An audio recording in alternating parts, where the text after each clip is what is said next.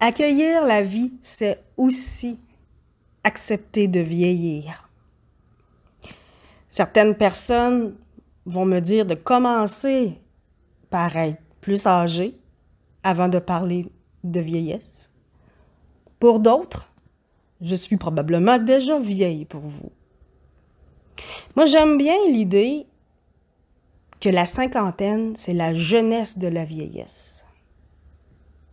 Toujours est-il que je ne suis pas ici pour faire un débat de quand commence la vieillesse. De toute façon, à 30 ans, certaines personnes en paraissent 50. Et parfois, des gens de 60 en paraissent 40. C'est avant tout, oui, ce que l'on a fait de notre santé, de notre corps, dans notre vie. Il y a aussi un penchant héréditaire. Mais beaucoup, malgré tout ça, vient de notre capacité à accueillir nos changements, entre autres corporels, et qu'est-ce qui peut venir avec le vieillissement de l'humain. Tranche de vie, ça fait environ 2 ans que lorsque je fais de la randonnée pédestre, je me retrouve avec un mal de genou épouvantable, à en avoir de la difficulté à descendre les escaliers le lendemain. J'ai pensé dans un premier temps à renforcer mes genoux. Ça n'a pas été suffisant. Un jour, j'ai rencontré des dames un peu plus vieilles que moi, avec des bâtons de marche, avec qui j'ai pu discuter de ce fait. Puis elles m'ont proposé fortement de m'en procurer et que ça allait m'aider, mais de ne jamais cesser la randonnée pour autant. Voilà qu'hier, je retourne faire une randonnée pédestre. J'ai des bâtons de marche maintenant. Je me suis rendu compte que oui, ça m'aide, mais le problème est quand même là, puisque même si ça apporte une aide, le genou, dans son ensemble, lui, il bouge quand même, il se plie et je ne peux pas renverser le cours du temps. Et une partie héréditaire, assurément.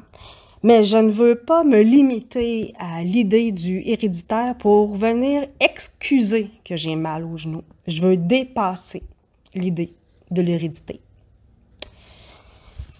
Et c'est là qu'est m'est venue l'idée de faire ce message aujourd'hui. Comme je disais, ce n'est pas un débat à savoir quand commence notre vieillesse. On en est chacun témoin lorsque les premiers signes prennent place dans nos vies. Outre les genoux, dans mon cas, il y a autre chose, mais dans l'exemple de mes genoux et des bâtons de marche, au début, je ne voulais pas l'idée de prendre des bâtons de marche. Je désirais que de renforcer mes genoux et de demeurer, en fait, comme je l'ai toujours été depuis mon enfance, en forme. Mais je dois conscientiser que j'en suis rendue là. Ça m'a fait penser aussi à une dame, à un moment donné, qui avait perdu beaucoup de son autonomie au niveau de la marche. Je lui avais proposé d'avoir recours à un fauteuil roulant de temps en temps pour lui permettre de continuer de vivre, lui permettre de continuer de se déplacer, d'aller voir des spectacles, aller au restaurant, peu importe. Mais cette dame, l'idée d'être en fauteuil roulant, pour elle, c'est inacceptable. C'est lui faire vivre l'enfer. C'était comme lui dire que oui, t'es vieille ou peu importe.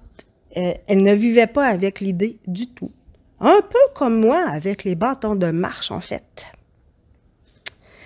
Mais ça m'a amené à penser que accueillir la vie, c'est aussi accueillir et accepter que l'on change, que l'on vieillisse. D'autres personnes refusent leur âge catégoriquement. Même pour certains, ils ne veulent pas la dévoiler. Certains sont dans le déni, disant qu'ils sont jeunes de cœur ou encore dynamiques, et c'est parfait comme ça. Le problème, c'est lorsqu'on rentre trop dans le déni ou que l'on ne vient pas accepter ces changements qui se produisent sur notre corps. Le déni vient, entre autres, causer encore plus de frustration parce qu'il doit avoir toujours une sorte de confrontation entre ce que l'on aimerait être, ne pas perdre notre agilité, ne pas perdre notre souplesse, ne pas avoir mal aux genoux, ou ne pas développer des maladies qui sont attribuées plus à un âge avancé. Mais si on reste dans le déni comme ça et qu'on ne sait pas s'adapter à nos changements, à ce corps qui nous a porté toute la vie, on va s'empêcher de continuer d'avoir une vie. Mais outre continuer d'avoir une vie, de rester dans le déni et de ne pas accepter ces changements ou notre âge en vieillissant, vient faire en sorte que l'on peut être amené à ne pas faire les bons choix. Parce qu'on ne veut pas accepter la réalité. On ne veut pas accepter que l'on vieillisse. Exemple, lorsqu'on se blesse et qu'on est plus jeune, on retrouve la forme plus vite que lorsque l'on vieillit. Mais lorsque l'on vieillit, on ne peut pas aller à la même vitesse de récupération non plus que lorsqu'on est plus jeune. Si on n'accepte pas cette idée et qu'on veut aller trop vite, souvent, on va se blesser ou il va arriver des choses qui ne viendront pas nous aider.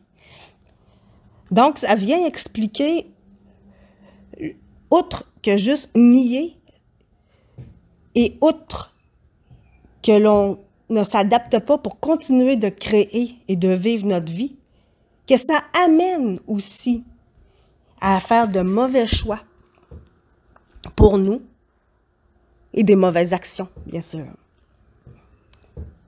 Accueillir la vie, c'est aussi accueillir le vieillissement, ces changements.